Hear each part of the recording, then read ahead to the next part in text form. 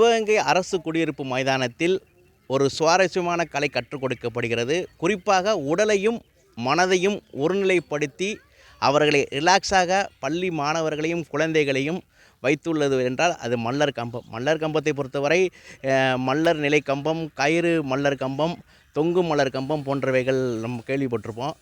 குறிப்பாக பள்ளிகளில் பல்வேறு விளையாட்டுகள் கலைகள் சொல்லிக் கொடுக்கப்பட்டாலும் இந்த மல்லர் கம்பம் போன்ற விளையாட்டுகள் இன்னும் கொண்டு செல்லப்படவில்லை.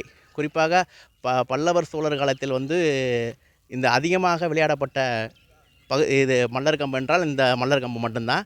இதில் பார்த்திங்கன்னா உடலை ரப்பர் போல் வளைத்து குழந்தைகளும் மாணவர்களும் செஞ்சுட்டு வராங்க. இதனால் அவங்களுக்கு ஒரு ரிலாக்ஸேஷன் கிடைப்பதாக தெரிவிக்கிறாங்க. இப்போ இங்கே ஒரு 3 ஆண்டுகளுக்கு மேலாக பயிற்சி கொடுத்து வரும் பயிற்சியாளர்கிட்ட நம்ம கேட்போம். இது எத்தனை வருஷமாக இந்த பயிற்சியை எத்தனை வருஷம் பயிற்சியை பார்த்துக்கிட்டு இருக்கீங்க? வணக்கம் சார், என்னுடைய பெயர் கலைச்செல்வம். கடந்த 3 ஆண்டுகளாக 2021ஆம் ஆண்டு இந்த இடத்துல இந்த மல்லர் கம்பம் பயிற்சியை ஆரம்பித்தோம். அதாவது மல்லர் கம்பம்னா மல்லர்னா வீரன்னு பொருள் கூறும். கம்பம்னா இந்த நீண்ட உயரமான இந்த கம்பத்தை குறிக்கும். நாங்கள் இந்த சிலம்பம் தான் இந்த கிரவுண்டில் கற்றுக் கொடுத்துட்ருந்தோம். அதுக்கப்புறம் நாங்கள் சிலம்பத்தை பற்றி பல்வேறு போட்டிகளுக்கு போகும் பொழுது சேலத்தில் மல்லர் கம்பத்தை பார்த்து, அதுக்கப்புறம் நான் புதுவை மாநிலத்தில் நான் பயிற்சி எடுத்து, அதுக்கப்புறம் தமிழ்நாடு அமைச்சூர் மல்லர் கம்ப சங்கத்தை நாடி அவங்களோட உதவியோடு இந்த சிவகங்கையில் மல்லர் கம்பத்தை 3-4 குழந்தைகளை வைத்து ஆரம்பித்தேன். இன்றைக்கி இதை 2 இடத்துல சிவகங்கை மாவட்டத்தில் பயிற்சி கொடுக்குறேன். 50க்கும் மேற்பட்டோர் இதை பயிற்சி எடுத்துக்கிட்டு வராங்க. அதாவது நம்ம பொழுதுபோக்கு மன்னர் காலத்தில் இந்த விளையாட்டு ஒரு பொழுதுபோக்கு விளையாட்டாக இருந்தது. அதாவது மல்யுத்த வீரர்கள் அவங்க ஒரு வார்ம் அப் பண்ணுறதுக்காண்டி இந்த மல்லர் கம்பன்ற விளையாட்டை பயன்படுத்திகிட்டு இருக்காங்க. இதனுடைய தமிழ்நாட்டு தான் இதுக்கு ஒரு முக்கியத்துவம் கொடுத்து நம்மளுடைய தஞ்சை பெரிய கோயிலில் இருக்கிற கல்வெட்டுகள் முதற்கொண்டு இதனை நம்ம குறிப்பிடுகிறது. ஆனால் இன்றளவில் இதனை பிரபலப்படுத்தியது மராட்டியர்கள் தான். அவங்க தான் இதுக்கு போட்டி முறைகளை வகுத்து பல்வேறு போட்டிகளையும் நடத்தி இதற்கு அவர்கள் மாநில அளவில் வெற்றி பெற்ற மாணவர்களுக்கு கூட வேலை வாய்ப்புகளில் வழங்கிட்டு வராங்க. இந்த விளையாட்டை இந்திய அரசாங்கம் அங்கீகரித்துள்ளது.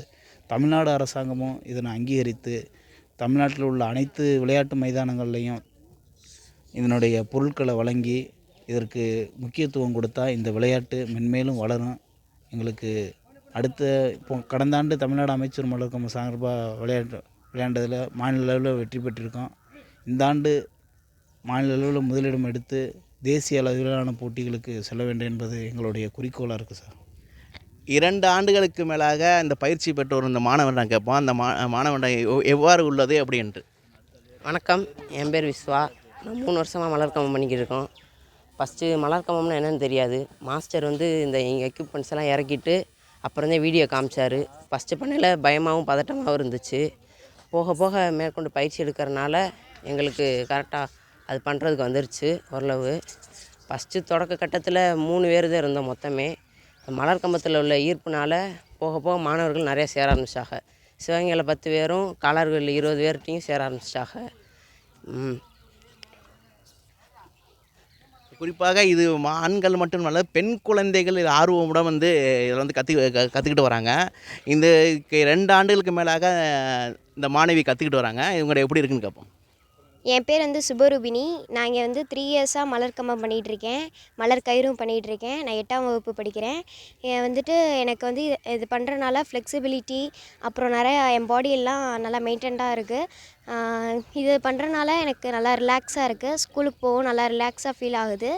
இது நான் தமிழ்நாட்டு அமைச்சூர் மல்லர் கம்பம் சார்பாக நான் ஸ்டேட் மேட்ச் இதுக்கெல்லாம் போயிருக்கேன். அதில் வின்னும் பண்ணியிருக்கேன். நேஷ்னலில் போய் வின் பண்ணும் அப்படின்றது என்னோடய குறிக்கோள். தமிழ்நாட்டுக்காக விளையாடணும் அப்படின்றது என்னோடய குறிக்கோள். ஒரு பழமையான கலையை அனைவரும் ஊக்குவிக்க வேண்டும். மல்லர் கம்பம் போன்ற விளையாட்டுகளை மாவட்ட நிர்வாகம் ஊக்குவித்தால் இன்னும் அந்த மல்லர் கம்பம் வேறு லெவலுக்கு கொண்டு செல்லப்படும்.